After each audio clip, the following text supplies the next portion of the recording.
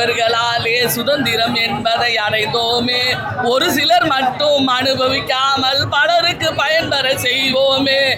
கண்டிப்பா அந்த மாதிரி பலருக்கு பயன்பெற செய்யற மாதிரி நம்ம தமிழ் சினிமாவுக்கு ஒரு 75 ஆண்டுகால அரசியலை கலாய்ச்சி சிரிக்க வச்சிருக்கிறாரு. கண்டிப்பா அதாவது அழுகிறவங்களை சிரிக்க வைக்கவும் சிரிக்கிறவங்களை சிந்திக்க வைக்கவும் வச்சிருக்கிறாரு. அதை வச்சே நம்ம புரிஞ்சுக்கலாம் யார் எப்படி இது வரைக்கும் நடந்திருக்காங்க, நமக்கு யார் வேணும், இனிமேல் நம்ம யாரோட இருக்கணும் அப்படின்றத சொல்லியிருக்கிறாங்க. எத்தனையோ தடை உடை எல்லாத்தையும் தாண்டி தான் ஒவ்வொரு தலைவர்கள் வந்திருக்கிறாங்க. எந்த தலைவரும் வந்து கஷ்டப்பட்டு அதாவது கஷ்டப்படாமல் வரலன்றத தெளிவாக சினிமாவில் அதை சிரிப்போட சொல்லியிருக்காரு. அதில் நடித்த அத்தனை பேருமே நீங்கள் நினைக்க சம்மந்தப்பட்ட தளபதி அண்ணனோட நடித்தவங்க தான். யாரும் தாக்கப்படவில்லை, போற்றப்படுற மாதிரி நடிச்சிருக்கிறாங்க. நடிப்பாகவே பார்ப்போம். ஓகேவா? அண்ணன் 69 படம் நடிச்சிருந்தா கூட அவரை நம்ம நடிகராக பார்த்தோம். அதுக்கடுத்து ஒரு தலைவராக பார்ப்போம். அந்த தலைவர் என்ன பண்ணுறான்னு நம்ம பார்ப்போம். கரெக்டா?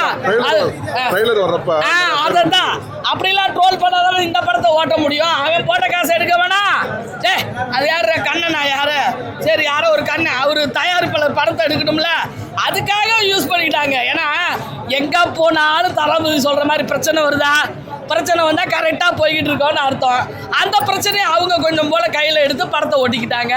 ஆனால் அண்ணனுக்கு அப்படிலாம் அண்ணனெல்லாம் பண்ணிட்டு இந்த தேட்டர் ஓனர் ரேவந்த் எம்எல்ஏவா அந்த தேட்டரை நடத்த முடியுமா? அவருக்கு தானே எம்எல்ஏவா கொடுத்துருக்கோம். அங்கேயும் பாரு, அங்கேயும் எங்கள் அண்ணன் பாரு, நேற்று முதல் தளபதி இன்று முதல் மாறு விதி அண்ணனோட ட்ரைலர் போட்டாங்க. ரொம்ப மக்கள் அப்பயும் டிவிக்கு வாழ்க்கைன்னு தான் உள்ள கத்துட்டாங்க. ரொம்ப சந்தோஷம். நம்ம அரசியல் பேச வேணாம்.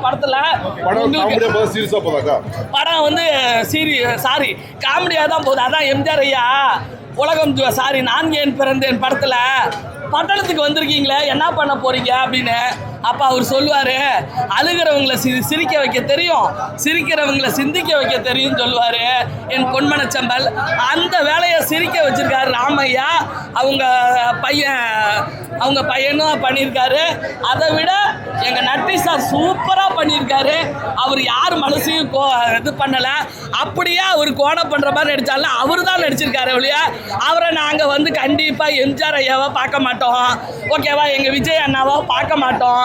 ஒரு நடிகனா நட்டியாக தான் நாங்கள் பார்ப்போம். அதை கெட்டியாக பார்ப்போம். அவ்வளோதான். படம் எப்படின்னா இருக்கு? படம் ரொம்ப அருமையாக இருக்குது தம்பி. நான் இல்லை, எல்லாருமே வந்து அரசியல் ஆசையில் ரொம்ப மோசமான ஆசை. நிறைய பேர் பின்னாடி போய் நின்று பணத்தை செலவு பண்ணி கடைசியில் அவங்க தலைவர் வந்து நான் வெளியே போகிறேன், வெளிநாட்டு போகிறேன், டாட்டா காமிச்சிட்டு போயிடுவாங்க. ஆனால் இவ்வளோ நாள் தன்னோட வயசு இளமை எல்லாமே வச்சு தன்னோட சொத்து பத்தெல்லாம் எல்லாம் விற்று சீட்டு வாங்கி அவன் போய் கஷ்டப்படுறான். ஒரு நிமிஷத்தில் அவங்க போயிடுவாங்க. நாளைக்கு உன்னோட வாழ்வாதாரம் காணாமல் போயிடும். அதனால் நீ உஷாராக இருக்கணும் அப்படின்ற மாதிரி சொல்கிற ஒரு மெசேஜ் படமாக தான் இந்த படம் பார்க்குறேன். ரொம்ப நல்ல படமாக இருந்தது. ஆக்டர்ஸ்லாம் எப்படி நடிச்சிருக்காங்க சொல்லவே தேவையில்லை. எம்எஸ் பாஸ்கர் ஹாலிவுட் ஆக்டர் மாதிரி, தம்பி ராமையா அதுக்கு நிகரான ஆக்டர். நடராஜ் உங்களுக்கு தெரியும், சதுரங்க வேட்டையில் பின்னி பெறல எதிர்பார்க்கல. இன்னும் இந்த டேரக்டருக்கான கட்ஸு வந்து இந்த நவீன டைமில், இந்த எலெக்ஷன் டைமில் இப்படி ஒரு படத்தை விடுறதுக்கு ஒரு கட்ஸு வேணும். அந்த விதத்தில் தம்பி ராமையாவோட பையன் ரொம்ப கட்ஸான பையனாக நான் பார்க்குறேன். படம் ரொம்ப நல்லா இருக்குது. 2 பாட்டு நல்லா இருக்குது. ஒன்று வந்து லவ் சாங்கு, ஒன்று வந்து அரசியல் சாங்கு. ரெண்டுமே ரொம்ப சூப்பராக இருக்குது. எல்லாம் ஆமாம், இந்த படம் அரசியல் படம். அது நீ விஜய் தான் நம்ம எடுத்து பார்த்தா விஜய் மாதிரி தெரியும், கமல்னு எடுத்து பார்த்தா கமல் மாதிரி தெரியும். ஒவ்வொரு நடிகரும் இருக்குது. பவன் கல்யாண், நீ யாரை வேணால் எடுத்துக்கலாம், நாகார்ஜுனாவை எடுத்துக்கலாம், இல்லைனா அங்கே சிரஞ்சீவியை எடுத்துக்கலாம். யாருன்னு எடுத்தாலும் அவங்கள மாதிரி தெரியும். பட்டு போட்டு பார்க்குற கண்ணாடியை தான் பொறுத்துது. நீ யாரை பார்க்குறியோ அப்படி தெரியும் இந்த படம். அரசியலை பற்றிலாம் எதுவுமே இல்லைங்க. மூவியாக பாருங்க, எதுக்கு அரசியலை கொண்டு வரீங்க? ஆக்ஷன் இருக்கு, ஃபன் இருக்கு, எல்லாமே இருக்கு, நல்லா இருக்கு. விஜய் ஏதோ தாக்கி ஏதாவது இல்லை, அவரெல்லாம் எதுவும் தாக்கப்படல. இந்த மாதிரிலாம் எதுவும் மூவியாக சூப்பராக. எதுக்காக அப்படி ஒரு குறைய கழிப்பு விட்டாங்க நினைக்கிறீங்க? விஜயை பற்றி எதுக்காக அப்படி ஒரு குறைய கழிப்பு விட்டாங்க? அவங்களே குழப்பி விட்டாங்களா?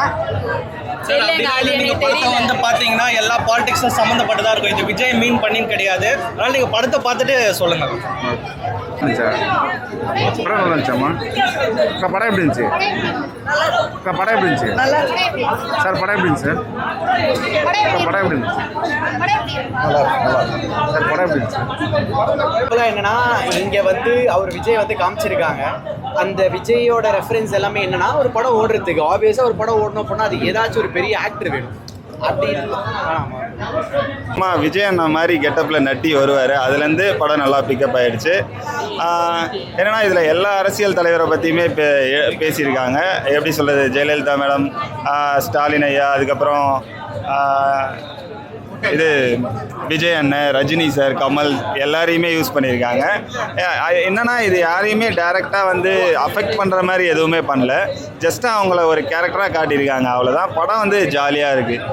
ஃபஸ்ட்டு ஒரு 30 to 40 minutes அந்தளவுக்கு பிக்கப் ஆகலை. அதுக்கப்புறம் நல்லா இருக்குது. செகண்ட் ஹாஃப் நல்லா இருக்குன்னு சொல்லலாம். எக்ஸாக்டாக நான் செகண்ட் ஹாஃப் நல்லா இருந்துச்சு. ஃபஸ்ட் ஹாஃப் இன்னும் கொஞ்சம் பெட்டராக பண்ணியிருக்கலாம் அப்படின்னு தோணுச்சு. ஓகே, படம் நல்லா இருக்கு. தேங்க்யூ. பார்க்க ரொம்ப சந்தோஷமாக இருந்தது.